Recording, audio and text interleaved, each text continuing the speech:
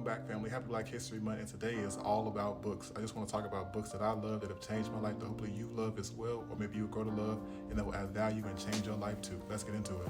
Okay, so we're starting off with nonfiction, civil rights adjacent type books, A Perilous Path, with some of the leaders in civil rights work. They wrote this book. It's a conversation that they had that was transcribed to a book. You must read this. It's great. Highly recommend this. It's a short read, less than 100 pages. Check it out. If you want to know why Thurgood Marshall is that boy, if you want to know why Thurgood Marshall became Supreme Court Justice Thurgood Marshall, you have to start with The Devil in the Grove.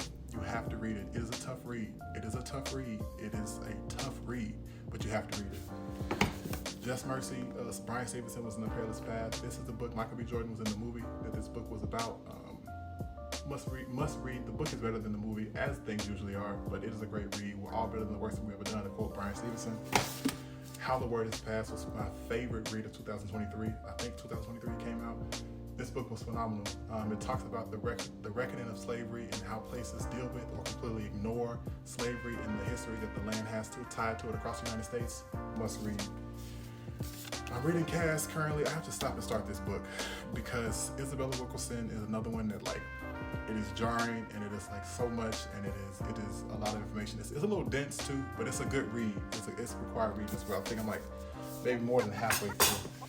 All right, now we're moving to our social commentary era. Between Lord and Me.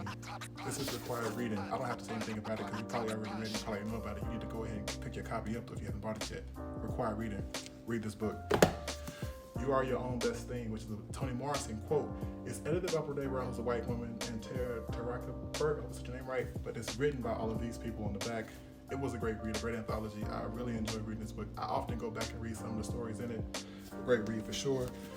The Bell series, the Bell Collective, Bell Hooks. We all read this one. I recommend going a little further and read some other ones. I'm in Salvation right now. The Will to Change will read you just like All About Love will as well, especially if you're a man. Moving into social history, Black history, Barracoon is the last account of a human, an enslaved person, former enslaved person, and Laura Neale Hurston had the opportunity to transcribe it into a book before she passed away. Reading the autobiography of Malcolm X. I haven't finished this one yet. This was a 2025 read. So forthcoming, and then self-help, Set Boundaries, Find Peace, the workbook and the actual book. Or you see they tabbed up, but I revisit these all the time. I still use these. The journey to healthy boundaries is a journey. I want to read more fiction, so I recently read The Bluest Eye by Toni Morrison, which is really good as well. And then I want to get good with money because I'm tired of being broke. So check this book out as well.